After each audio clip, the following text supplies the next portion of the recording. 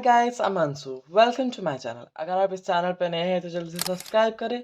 तो इस पार्ट में मैं सरस्वती माता का कलरिंग करूंगा। तो फर्स्ट पार्ट में मैं उसका ड्राइंग किया था। तो उस वीडियो को देखने के लिए आप मेरे चैनल पर जा सकते हैं। तो कलरिंग करने के लिए मैं डॉम्स का कलर पेंसिल और कैमल का ऑल पेस्टल कलर यूज करूंगा। So without wasting any moment, let's get start the video.